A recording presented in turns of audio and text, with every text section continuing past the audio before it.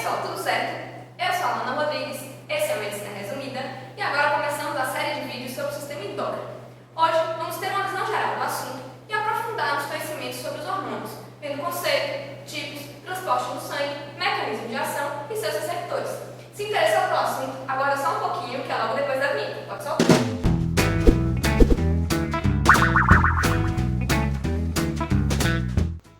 Então bora lá, né, pessoal? E para começar, precisamos saber para que serve o sistema endócrino. Bom, de forma geral, é basicamente um sistema de orientação e coordenação das nossas funções, assim como o sistema nervoso, e que visa manter, antes de tudo, a homeostasia do organismo, sendo o principal meio de regulação das funções menos agudas, como crescimento, reprodução, resposta a estímulos externos e a estresses mais crônicos. Ele é formado por diversas glândulas e tecidos que secretam substâncias químicas responsáveis pelo controle da maioria das funções biológicas. Essas substâncias secretadas são os hormônios, que vão percorrer a corrente sanguínea e atuar nos tecidos-alvo por meio de ligações a receptores específicos, ou seja, eles vão levar uma mensagem para as células, informando a elas o que elas devem fazer em determinadas situações. E agora vamos abrir um parêntese. Eu falei que é um sistema formado por glândulas, mas existem três tipos de glândulas: as exócrinas, as endócrinas e as mistas. As glândulas exócrinas são as que possuem um sistema de ductos e lançam seu produto para fora do corpo ou dentro de uma cavidade, como as glândulas sudoríparas, as sebáceas e as mamárias. Já as endócrinas são as que não possuem esse sistema de ductos e liberam seus produtos, no caso os hormônios, diretamente no sangue. E as mistas são as que possuem características de ambas as glândulas, como é o caso do pâncreas. E nós, ao longo dos vídeos, vamos estudar as endócrinas, começando pela chamada glândula mestra, que é a hipófise, e depois as glândulas e tecidos mais periféricos, como a tireoide, as paratireoides, as suprarrenais, o pâncreas endócrino e as gônadas. Bom, mas voltando, o sistema endócrino, na maioria das vezes, não age sozinho. Ele age em conjunto com o sistema nervoso, que o estimula fornecendo informações sobre o meio externo, enquanto que o endócrino regula a resposta interna do organismo a essa informação. Ou seja, é um mecanismo voltado à adaptação do corpo ao ambiente, e dessa forma, os dois agem na regulação e coordenação das funções, formando o chamado sistema neuroendócrino.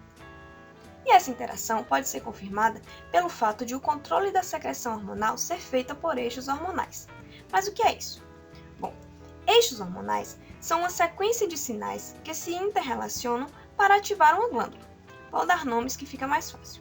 Cada eixo é formado pelo hipotálamo, pela hipófise e por uma glândula endócrina periférica. O hipotálamo é estimulado por terminações nervosas e secreta hormônios que estimulam a hipófise. Essa, por sua vez, secreta outros que estimulam uma determinada glândula periférica. E é basicamente assim que funciona um eixo. E nos próximos vídeos vamos estudar todos os eixos clássicos, sem problemas. Mas antes de entrar efetivamente nessa parte, vamos estudar melhor os hormônios. Bom, o conceito de livro para hormônio é o seguinte: hormônio é uma substância produzida por glândulas especializadas ou grupos de células e transportadas pelo sistema circulatório para induzir respostas específicas em outros tecidos. Simples assim. E ele só induz a resposta, só transmite a mensagem, se esse tecido tiver um receptor para esse hormônio. E aí vale ressaltar que, a depender de onde ele atue, ele é classificado de forma diferente, podendo ser endócrino, parácrino ou autócrino. Os endócrinos são os transportados pela corrente sanguínea para atuar no tecido-alvo, que é o tecido que tem receptor específico para aquele tipo de hormônio. Os parácrinos agem localmente, nas células ao redor das células que o produziu, e os autócrinos, como o próprio nome já diz, atuam na própria célula que os produziu. Mas os hormônios não são os únicos mensageiros químicos que temos. Temos também os neurotransmissores, que são produzidos por neurônios e agem em outras células através de sinapse. Temos os neurohormônios, que também são produzidos por neurônios, mas que agem em tecidos alvos após passar pela circulação sistêmica. E temos as citocinas, que são produzidas por células do sistema imune e agem em outras células, podendo ser parácrinos ou autócrinos. Mas aqui nós vamos focar nos hormônios, e existem três classes gerais deles: os proteicos, os esteroides e os derivados do aminoácido tirosina. Vamos ver cada um deles separadamente e com calma. Primeiro, os proteicos. Eles são de natureza hidrofílica, e normalmente esses hormônios não são formados diretamente como hormônios ativos, Eles são sintetizados no retículo endoplasmático rugoso e geralmente são formadas proteínas grandes, maiores, que são chamados pré-pró-hormônios. Esses são clivados no próprio retículo e formam os pró-hormônios. Esses pró-hormônios vão ser transportados até o complexo de Golgi, onde novamente serão clivados e vão formar aí sim os hormônios ativos, que serão armazenados em vesículas e liberados na presença de um estímulo. É o que acontece, por exemplo, com o GH e com o ACTH. Os hormônios esteroides são de natureza hidrofóbica e possuem a estrutura semelhante ao colesterol, e muitas vezes são derivados dele. Normalmente não são armazenados. Após o estímulo, eles são produzidos e logo são liberados. É o que acontece com o cortisol e com os hormônios sexuais. E por fim, os derivados do aminoácido tirosina, que são os hormônios da tireoide e os da medula adrenal. Agora, uma coisa muito importante que precisamos entender é que a principal característica do sistema endócrino é a sua retroalimentação, quase sempre negativa. Ou seja, a resposta induzida pela ação de um hormônio retroalimenta a inibição no nível de sua produção. Em outras palavras, o hormônio exerce um efeito de feedback negativo para impedir a hipersecreção ou a hiperatividade no tecido-alvo, atuando como um mecanismo de regulação. E eu falei quase sempre negativa porque existe uma única situação em que temos um feedback positivo, que é quando ocorre o surto de liberação do hormônio LH. Mas isso veremos em outro vídeo com mais detalhes, certo? Mas aí você pergunta, a secreção desses hormônios como é feita? É só quando precisamos ou ela é constante? Na verdade, os hormônios não são liberados assim aleatoriamente. Existem variações periódicas dessa liberação, que se sobrepõem ao feedback, fazendo com que o padrão de secreção da maioria deles seja de forma pulsátil, ou seja, em picos, sendo influenciadas por diversos fatores, como alterações sazonais, etapas do desenvolvimento e do envelhecimento, ciclo circadiano, que é o ciclo dia e noite, e até mesmo o sono. Vou dar um exemplo para ficar mais claro. A secreção do GH aumenta durante o início do sono, mas reduz nos outros estágios. Já a secreção do cortisol aumenta um período antes de você despertar, no intuito de te preparar para um episódio de estresse, e por aí vai. Essas variações ocorrem devido a alterações das vias neurais envolvidas no controle da liberação desses hormônios. E saber disso é importante para casos, por exemplo, em que o médico precisa fazer uma reposição hormonal. Então, para que o sistema funcione perfeitamente, algumas etapas devem ser seguidas. Então, primeiro deve ocorrer a produção do hormônio, depois seu transporte até o alvo, aí promover sua ação e, por último, sua eliminação ou inativação. E para facilitar o entendimento, vamos falar de cada etapa. A produção dos hormônios proteicos eu já mencionei quando falei deles. A dos hormônios esteroides e da tireoide tem particularidades que serão mais interessantes se vermos essa etapa quando falarmos dos respectivos eixos. Então vamos para o transporte dos hormônios no sangue. Bom, uma vez produzidos, os hormônios são liberados no sangue, e a partir daí terão que ser transportados até o tecido-alvo. Aqui entra a importância de se conhecer a natureza química do hormônio. Os hidrossolúveis são dissolvidos no plasma, e assim são transportados para os tecidos-alvo, onde se difundem nos capilares, entram no líquido intersticial e chegam às células-alvo. Já os esteroides e da tireoide circulam no sangue em grande parte ligados a proteínas plasmáticas, que são proteínas transportadoras. Essas proteínas podem ser a albumina, que é a que temos em maior quantidade no nosso corpo, mas quase sempre é uma glicoproteína da classe das globulinas, que é produzida no fígado, e específica para cada hormônio, que é o caso da globulina ligadora de cortisol, a globulina ligadora de hormônios sexuais e por aí vai.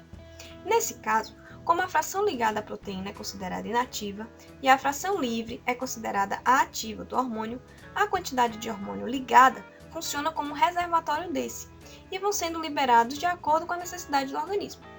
Entendido essa parte do transporte, vamos falar sobre a ação desses hormônios. E aí, chegamos na parte que é mais decoreba, só que é muito importante, que são os mecanismos de ação, porque é aqui que vamos entender a forma que os hormônios agem para estimular cada resposta. Então vamos lá. A primeira etapa dessa ação é se ligar ao receptor específico na célula-alvo. E aí vamos lembrar o que é um receptor. Receptores são proteínas ou glicoproteínas presentes na membrana plasmática, no citosol ou no núcleo da célula, que se unem especificamente a substâncias químicas, chamadas moléculas sinalizadoras, que nesse caso são os hormônios. Isso quer dizer que as células que não têm receptor para um determinado hormônio não respondem a ele, certo? Quando um hormônio se combina com seu receptor, inicia-se uma cascata de sinalização dentro da célula, que se amplifica, ou seja, cada etapa se torna mais potente que a anterior, de modo que até pequenas concentrações do hormônio podem ter grande efeito. E agora você pode pensar, então as células têm sempre a quantidade de receptores suficiente para ativá-las. Não é bem assim. O número de receptores é regulado e não permanece constante, tendo um aumento ou diminuição da sua expressão, ocorrendo o que se chama de upregulation, que é uma regulação para cima, ou downregulation, que é uma regulação para baixo. Isso torna o tecido mais ou menos sensível ao hormônio, e isso muda a depender da situação do indivíduo. Por exemplo, quando ocorre o feedback negativo, além de o hormônio atuar no centro de estimulação, ocorre uma diminuição da expressão de receptores para esse hormônio. Isso é um exemplo de downregulation. Entendido? Então, voltando, o hormônio tem que chegar e se ligar ao receptor. Os hidrossolúveis, como não atravessam a membrana plasmática, têm que se ligar a receptores de membrana e vão ativar um mecanismo de transdução do sinal dentro da célula, produzindo os chamados segundos mensageiros. O primeiro mensageiro nesse caso é o próprio hormônio. Esses segundos mensageiros realizam a amplificação do sinal inicial. E os principais são o AMP cíclico, o inositol trifosfato, o cálcio e o diacilglicerol, mas existem outros como o GMP cíclico. Os hormônios hidrofóbicos atravessam a membrana plasmática e aí se ligam a receptores intracelulares, que podem estar no citosol, sendo chamados de receptores citosólicos, ou ligados ao núcleo, que são chamados de receptores nucleares. E aí eles vão se ligar às regiões específicas do DNA, induzindo uma mudança na expressão gênica. Essa ligação forma o complexo hormônio-receptor, e isso altera a função do próprio receptor, e esse ativado inicia efeitos hormonais, que podem ser estimulatórios ou inibitórios, a depender do tipo de receptor ativado. Então vamos conhecer quais são os tipos de receptores. Existem basicamente 4 tipos de receptores: os ligados a canais iônicos, os ligados à proteína G, os ligados às enzimas e os intracelulares. Os ligados a canais iônicos, como o próprio nome já diz, quando ativados, vão abrir ou fechar canais iônicos, como ocorre com a acetilcolina. O segundo tipo de receptor é o ligado à proteína G, e esse é um pouco mais complexo e eu preciso que você preste mais atenção. Bom, esse receptor tem 7 segmentos transmembrana, ou seja, que atravessam a membrana plasmática, com partes dentro e fora da célula. Algumas partes que estão no interior da célula são acopladas à proteína G, que são as subunidades alfa, beta e gama. Quando o ligante se une à parte extracelular, ocorre uma alteração conformacional do receptor e ativa-se a proteína G, que é uma proteína heterodímera de ligação a GTP. Essa proteína fica ligada ao GDP. Quando o receptor é ativado, a mudança conformacional fosforila o GDP e o transforma em GTP. Isso faz com que a subunidade alfa se dissocie do complexo trímero e se associe ao sistema efetor, que é mais uma proteína de sinalização responsável por produzir os segundos mensageiros. Essa proteína pode ser a adenililciclase e vai produzir como segundo mensageiro o AMP cíclico, ou a fosfolipase C, que vai produzir como segundos mensageiros o inositol trifosfato e o diacilglicerol. Pronto! Formados esses segundos mensageiros, vai haver uma cascata de sinalização dentro da célula e a célula vai responder à mensagem desse hormônio. E aí ela precisa ser desativada. Então, quando o hormônio se desliga do receptor, o GTP vira GDP. A subunidade alfa retorna e forma novamente o trímero. Alguns hormônios se acoplam à proteína G inibitória, outros à proteína G estimulatória. E é isso que vai definir qual vai ser o efeito de cada hormônio em cada célula. E aí, como exemplos de hormônios que utilizam esse receptor, temos o ACTH, o FSH, o CRH e o TRH. O terceiro tipo de receptor são os ligados às enzimas. E ele funciona da seguinte forma: quando o hormônio se liga, o receptor é ativado e uma enzima é imediatamente ativada no interior da célula, sendo a principal a tirosinossinase. Mas em muitos casos, o próprio receptor atua como enzima, isso porque ele tem o que se chama de atividade enzimática intrínseca. É o que ocorre, por exemplo, com a insulina. O quarto e último tipo de receptor são os intracelulares. Esses são os que os hormônios precisam entrar na célula para se ligar, como acontece com os hormônios esteroides, hormônios da tireoide e a vitamina D. E pode ser do tipo genômico ou não genômico, ou seja, ligados diretamente no núcleo ou só no citoplasma. Então, depois de agir, esse hormônio deve ser inativado e eliminado, pois como todo meio de controle eficaz, tem a estimulação, mas principalmente a interrupção de determinada resposta. e isso é feito por meio da depuração metabólica. Então vamos a ela. A depuração pode ser expressa por uma fórmula que é a velocidade do desaparecimento do hormônio no plasma sobre a concentração do hormônio, mas isso nada mais é do que a taxa de eliminação dele. Essa depuração pode ocorrer de diversas formas. Pode ocorrer por destruição metabólica pelos tecidos, ligação com os tecidos, excreção na bile pelo fígado e excreção na urina pelos rins. Isso é importante porque se a depuração não ocorrer, pode ter altas concentrações do hormônio no sangue e isso causar prejuízos para o indivíduo, como no caso de um paciente hepatopata, em que há aumento da concentração sanguínea de hormônios esteroides, pois eles são conjugados principalmente no fígado e depurados na bile. E se ele tem um problema no fígado, essa depuração não vai poder ocorrer, certo? Bom, no final das contas, o que temos que entender é que o sistema endócrino funciona mais ou menos como um quebra-cabeças. Se uma peça tem algum defeito, mínimo que seja, os processos não ocorrem como deveriam. Por exemplo, para vocês perceberem a importância de se ter um bom conhecimento sobre receptores e mecanismos de ação, existe uma doença chamada Síndrome de McCann-Albright.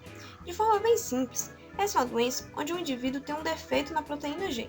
Isso significa que todos os hormônios que têm como receptor o tipo acoplado à proteína G terão suas funções alteradas. E como muitos hormônios dependem desse tipo de receptor, terão alterações em muitas funções biológicas. Daí a importância de se conhecer bem quais são os hormônios que se ligam a quais receptores. Pronto, acredito que a partir daqui já podemos aprofundar nos eixos e em cada glândula. E aí estudaremos o hormônio, o receptor, os mecanismos de ação, a resposta induzida e, consequentemente, a função fisiológica envolvida de cada um. Então é isso, pessoal. Espero que tenha ajudado de alguma forma. Se gostou, clique aqui em gostei. Não se esqueça de se inscrever no canal se ainda não é inscrito. Qualquer dúvida ou sugestão nos comentários e até a próxima!